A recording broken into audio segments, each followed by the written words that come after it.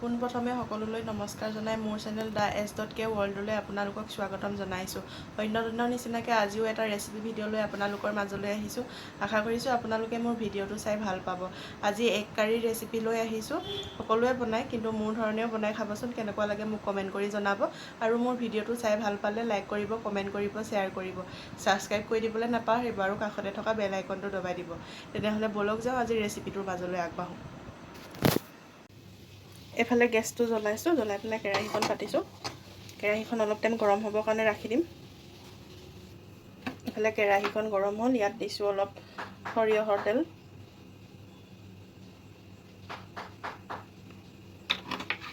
এতিয়া ইয়াতে দিম অকণমান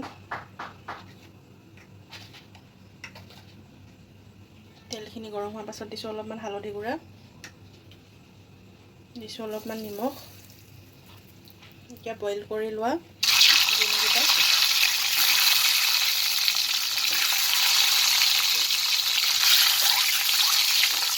ধুনীয়াকৈ ফ্ৰাই কৰি ল'ম। ইফালে ডিমকেইটা ফ্ৰাই কৰি হৈ গ'ল,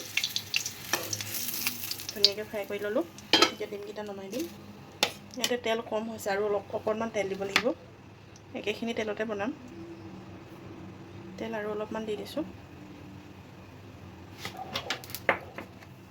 এতিয়া তেলখিনি অকণমান আৰু গৰম হওক। তেলখিনি গৰম হ'ল, এতিয়া অলপমান দিছোঁ পাঁচফোৰণ আৰু এটা দিছোঁ শুকান জলকীয়া। এতিয়া ইয়াত দিম সৰু সৰুকৈ কাটি লৈছোঁ পিঁয়াজ, মিডিয়াম চাইজৰ পিঁয়াজ এটা।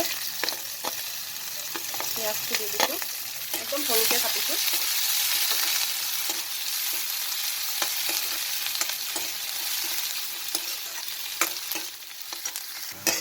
এইফালে পিঁয়াজখিনি ব্ৰাউন কালাৰ হোৱালৈকে ফ্ৰাই কৰি ল'লোঁ। এতিয়া ইয়াত দিম খুন্দি থোৱা আদা, নহৰু আৰু জলকীয়া, আৰু লগতে দিম আলুখিনি বইল কৰিছিলোঁ, অলপমান সিজি আছে আৰু অলপমান সিজিব, এনেকৈ সিজাম আৰু বাকীখিনি।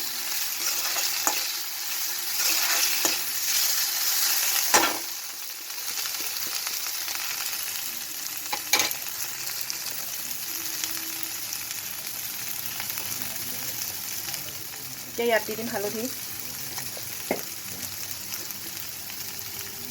জিৰা পাউডাৰ, ধনিয়া পাউডাৰ, জিৰা পাউডাৰ আৰু অকণমান দি দিছোঁ, আৰু ৰঙৰ কাৰণে দিম অলপমান কাশ্মীৰী পাউডাৰ।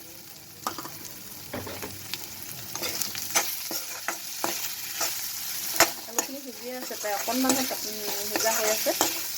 এতিয়া ইয়াতে দি দিম মিক্সিত দুটা মিডিয়াম চাইজৰ বিলাহী দি থৈছিলোঁ, সেয়া এতিয়া দি দিম। পেষ্টটো মিক্সিত দিয়া।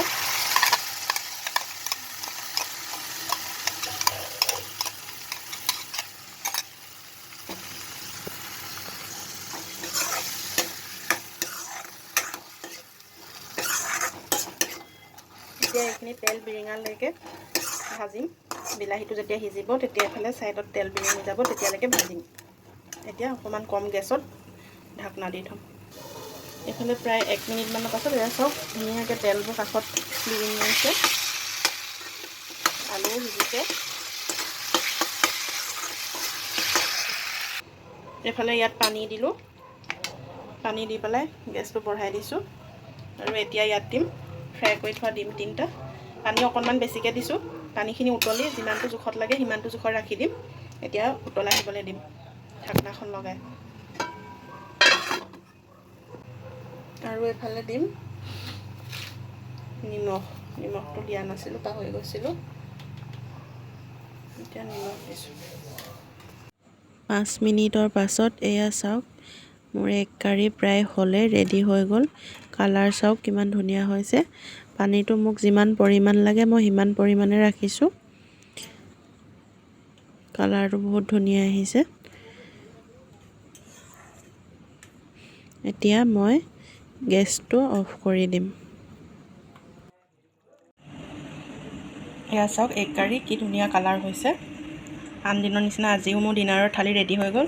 এফালে এগ কাৰী আৰু এফালে পাপৰ, এয়া ভাত, পিঁয়াজ, বেঙেনা ফ্ৰাই, অলপমান লাই শাক ভাজি, নেমু, জ্বলা, সেয়াই আজিৰ ডিনাৰ।